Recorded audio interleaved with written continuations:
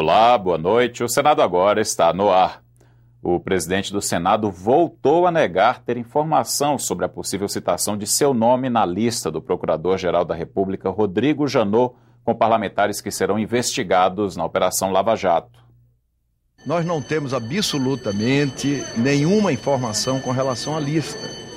Aliás, não é nem a praxe do Ministério Público, porque o Ministério Público ele costuma, em toda investigação, em todo questionamento, ouvir as pessoas antes.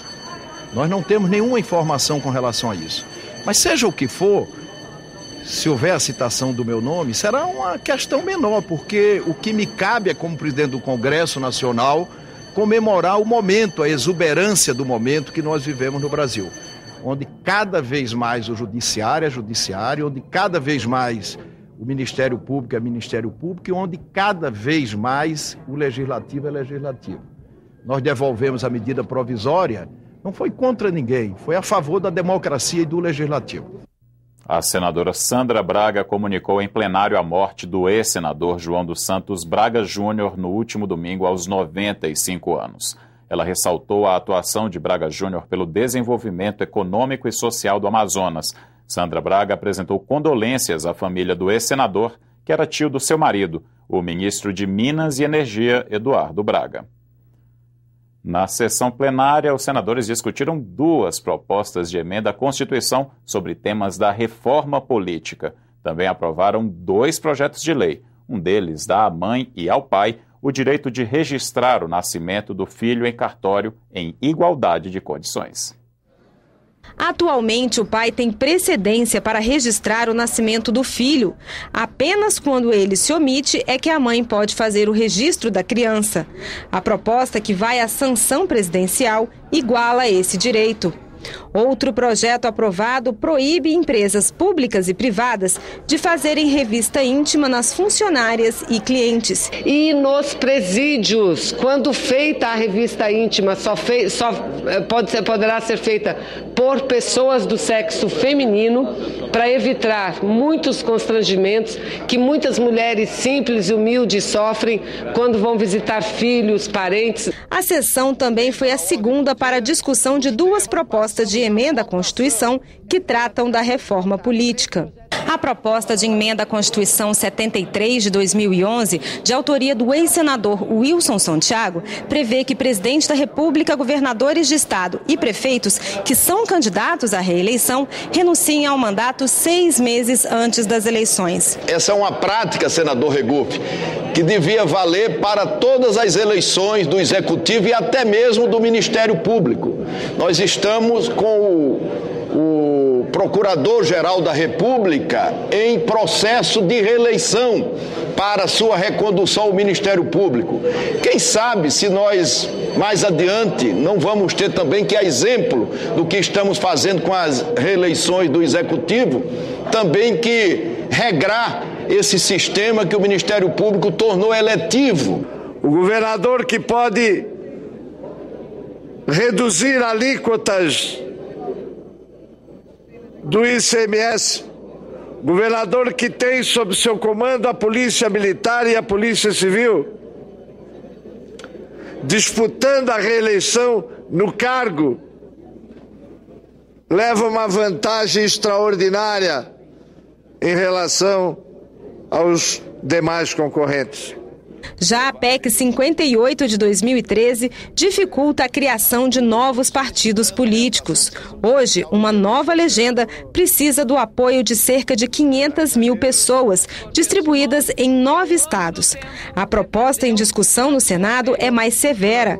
A criação de novos partidos dependeria do apoio de quase 5 milhões de pessoas, que devem estar distribuídas em 18 estados. O Marco Legal da Biodiversidade, que facilita a pesquisa genética com animais e plantas e regula o uso comercial dos resultados, vai passar por 5 comissões temáticas diferentes no Senado, com a aprovação hoje em plenário do requerimento do senador Assir Gurgax, do PDT de Rondônia. A Comissão de Agricultura e Reforma Agrária vai debater a matéria.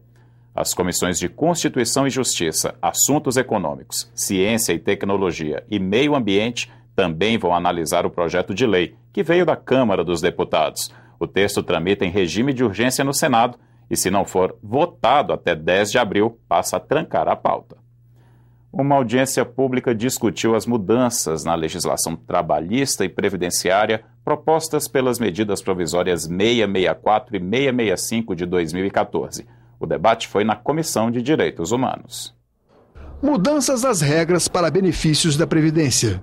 A partir de agora, a concessão da pensão por morte exige um prazo de carência de 24 meses de contribuição.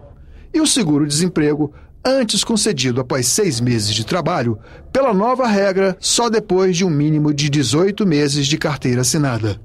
Criadas com o objetivo de combater as fraudes na Previdência, as medidas provisórias 664 e 665, editadas em 30 de dezembro do ano passado, foram debatidas na Comissão de Direitos Humanos. Temos problemas no seguro-desemprego? Temos. Isso é inegável. Temos que corrigir? Temos. Entretanto, eu penso que o mais importante não está sendo combatido, que é o quê? As fraudes. 66% dos trabalhadores não completam um ano de trabalho de relação de emprego.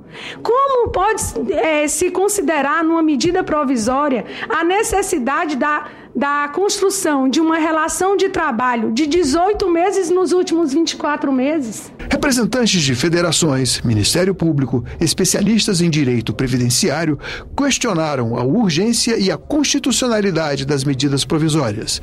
Todos concordaram que é preciso combater as fraudes. A questão é se essas medidas são a melhor maneira de fazê-lo.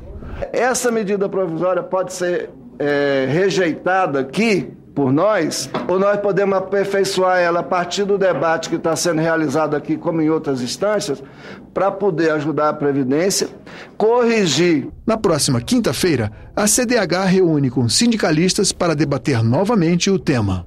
Senador, essas medidas provisórias já estão em vigor e a partir do dia 16 elas vão trancar a pauta. Há uma margem de negociação nessa votação? O que vai acontecer? Eu tenho certeza que sim. A minha posição é a mesma das centrais sindicais, das confederações e de todas as entidades de caráter nacional que eu tenho conversado até o momento. O ideal era serem rejeitadas, que viesse uma proposta via projeto de lei, como vai ser o caso daquela que o Senado já devolveu, e fazemos um amplo diálogo. Mas se não for o caso, o governo só tem uma alternativa, é negociar amplamente em cima das duas MP. A Comissão de Direitos Humanos vai discutir na semana que vem o movimento social dos caminhoneiros. A classe reivindica a redução do preço do óleo diesel e dos pedágios, além do aumento na tabela de cobrança da categoria. O presidente da CDH, senador Paulo Paim, do PT Gaúcho, anunciou na sessão plenária de hoje a audiência pública sobre o tema na próxima segunda-feira. No primeiro encontro do ano, o projeto Quintas Femininas debateu o aumento da participação das mulheres na política. Os encontros, iniciados no ano passado, são uma iniciativa da Procuradoria da Mulher do Senado. Na edição desta quinta-feira, os convidados falaram de alternativas para garantir mais participação política para o sexo feminino. A consultora do Senado, Maria da Conceição Alves, ressaltou que, apesar das mulheres serem 52% do eleitorado brasileiro, elas corresponderam a apenas 11% dos candidatos eleitos em 2014. A representante da OAB afirmou que essa diferença também existe no Poder Judiciário, no qual os homens ocupam as principais posições. No mérito, nós somos maioria. As primeiras colocadas dos últimos concursos foram mulheres, quando a prova é anônima. Ninguém preenche o nome. Nós não conseguimos chegar a ter uma Procuradora-Geral da República até hoje. Nós não temos presidentes de tribunal mulheres quase nunca. Nós nunca tivemos uma mulher presidente da Ordem dos Advogados do Brasil. Ângela Fontes, da Secretaria de Políticas para Mulheres da Presidência da República, pediu uma reforma política inclusiva, no qual o financiamento de campanha também priorize as candidaturas femininas. Nós temos clareza de que o financiamento de campanha é fundamental para a gente trabalhar esse porquê nós não nos elegemos. Os partidos têm toda uma linha de quem são os puxadores de voto, quem são as puxadoras de voto. Não reconhecem a mulher como uma possível puxadora de voto. E aí Esse é o sistema político que nós estamos. É importante que a gente aumente a presença das mulheres no parlamento brasileiro. Aqui no Senado nós chegamos a 16% nessa legislatura e a Câmara dos Deputados sequer os 10% alcançou. Então, isso não reflete a sociedade brasileira, essa nossa pequena presença.